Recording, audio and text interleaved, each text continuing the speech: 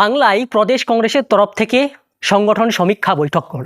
সেই বৈঠকে উপস্থিত ছিলেন আপনাদের অনেক পরিচিত রাজ্যসভার সাংসদ ইমরান প্রতাপ করে। ঠিক কি আলোচনা হলো, কোন পথে যাচ্ছে কংগ্রেস, এবার কি তৃণমূলের সেই সংখ্যালঘু ভোটে থাপা মারবে, কথা বলবো আমার সঙ্গে রয়েছেন আইনজীবী আশফাক আহমেদ।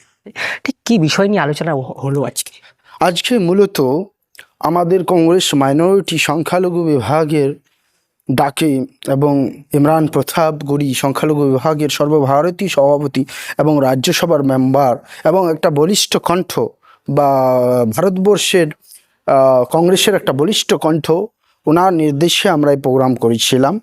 যেই প্রোগ্রামে আমাদের কংগ্রেসের in charge, state in charge, ICC secretary, general secretary Golam Ahmad Mir Saheb ছিলেন দিল্লি থেকে, এবং একজন মেম্বার অফ পার্লামেন্ট আনিস সাহেব ছিলেন, এবং প্রতিটা মাইনরিটির কমিটির যারা ছিলেন তারা ছিলেন, এবং এক্স এমএলএ, এক্স এমপি এবং রানিং এমপি আমাদের মালদা দক্ষিণ থেকে ঈশা খান চৌধুরী বাবু উনি ছিলেন, এবং সিনিয়র লিডাররা ছিলেন, কন্টেস্টিং ক্যান্ডিডেটরা ছিলেন যারা মাইনরিটি বিলং করে, এবং সিনিয়র কিছু লিডাররাও ছিলেন।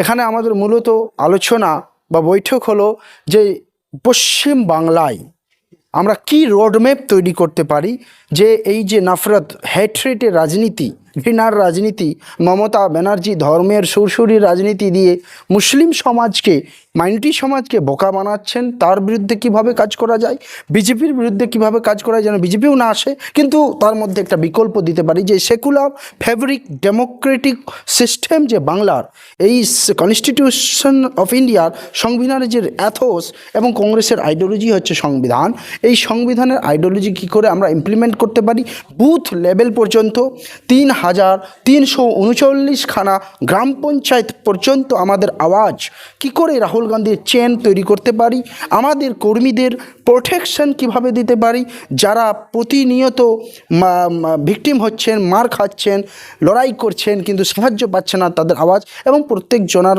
মতামত নেওয়া, তাদের ক্ষোভ সব কিছু শুনে একটা সুন্দর আলোচনা উঠে এসেছে, এবং নতুন একটা রোড ম্যাপের তৈরি আমরা করছি। অধিকাংশ মানুষের অভিযোগ রয়েছে যে বাংলায় কখনো রেপ হয়েছে, আরজিকর দেখেছি আমরা, কসবা দেখছি, বিভিন্ন একাধিক ঘটনা ঘটেছে, রাহুল গান্ধীকে এই বাংলায় দেখা যায় না। এবার কি সেই রাহুল গান্ধী আসার পথে রয়েছে? রাহুল গান্ধীজি বাংলায় আছেন, রাহুল গান্ধীর কর্মীরা আছেন, রাহুল গান্ধীর প্রতিনিধিরা আছেন, মানে রাহুল গান্ধী আছেন। এক ব্যক্তি রাহুল গান্ধীজির পক্ষে সম্পূর্ণ ভারতবর্ষে সব কোনায় কোনায় পৌঁছে যাওয়া সম্ভবপর নয়, কিন্তু রাহুল গান্ধীর প্রতিনিধিরা আমরা তো পৌঁছাচ্ছি। আমরা কি পৌঁছাচ্ছি না? আমরা সব জায়গায় পৌঁছাচ্ছি, এবং আমরা সাহায্য যতটুকু আপ্রাণ চেষ্টা করছি সাহায্য করার।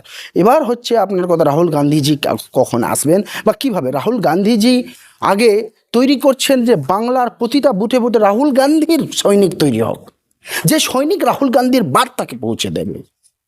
আমরা বার্তা পৌঁছানোর লোক যদি তৈরি না করি, আর রাহুল গান্ধী যদি চলে আসেন, তবু একবার একটা বড় কিছু প্রোগ্রাম হয়ে গেল, কিন্তু তারপরে কন্টিনিউটা কে করবে? ওই জন্য we are trying to make construct the organisation first of all, then will call Rahul Gandhiji and he will definitely কাম। অনেক কর্মী সমর্থকদের অভিযোগ রয়েছে বারংবার যে দলের তরফ থেকে তাদেরকে সেভাবে সহযোগিতা করা হচ্ছে, তাই তারা দল করতে পারছে না। ওই জন্যই আমরা লিগ্যাল সেল নিয়ে ভাবছি, আমরা একটা স্ট্রং লিগ্যাল সেল নিয়ে ভাবছি, পরিকল্পিত লিগ্যাল সেল নিয়ে ভাবছি, যে কর্মীদের উপর যে অত্যাচার অনাচার হচ্ছে তাদের শুনবে, গ্রিভান্সের সেল, যাতে কর্মীদের কথা গ্রিভান্সগুলো শোনা হবে, এগুলো নিয়ে আমরা ভাবছি। এবং বুথে বুথে 3,339টা পঞ্চায়েতে আমরা আমাদের সংগঠন গড়ে দিতে চাইছি এবং সরকার গঠন করতে চাইছি।